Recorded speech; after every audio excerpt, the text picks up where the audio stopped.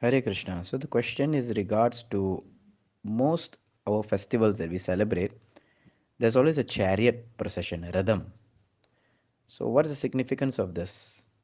So we'll see that most temples, actually, because it's mentioned in Shastra that wherever the main deity is installed, there should be some festival, and during that festivals, the deity should be taken around on a parade. So how? So usually most temples will have their own ratha, and this is called Rathotsava, the festival of chariots. Now, again, some temples may not have a big ratha; they may have a palanquin, palki. They may carry the Lord around that.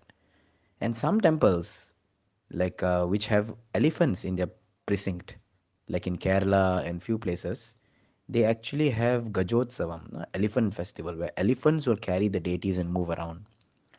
So the purpose of all this, whether it's Ratha, elephant, or palanquin, the purpose, as mentioned in Shastras, is that to glorify the Lord as a king, as the greatest, most royal, topmost personality, Chudamani, the topmost crown jewel personality. Even in our Bhakti Rasamrita Sindhu, in the 64 items of worship, limbs of worship, angas of bhakti, it is mentioned that the Lord, should be, one should never ride a palanquin in front of the Lord. It's considered aparad, offense.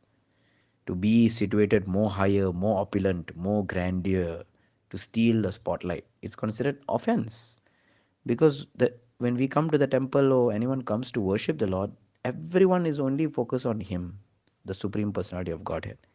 In that way, we don't have any envy or hate with each other, right? There's only one point of focus.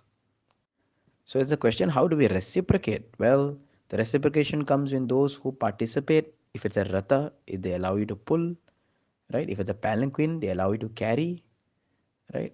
Or one who participates physically, one who sees the procession. So generally, the procession depends on time. Every temple has a different culture also, different months, different utsavams, different festivals. So like Jagannath Puri is famous in this month of July for Jagannath Ji coming out, his Lord Krishna in the form of Jagannath coming out for his festival. In other temples, Krishna temples, they'll have different periods. They'll have this festival, that festival, but the principle is the same. Those who can see the festival happen, that is taking part. Those who donate for the festival, those who help the pilgrims to come and see and for that festival. These are different ways we can reciprocate. But the idea behind this is the Lord being glorified as the Supreme Being. There are some temples which do this daily, right? Like Sri Rangam. And in that, devotees, are so creative. They give different pleasures to the Lord.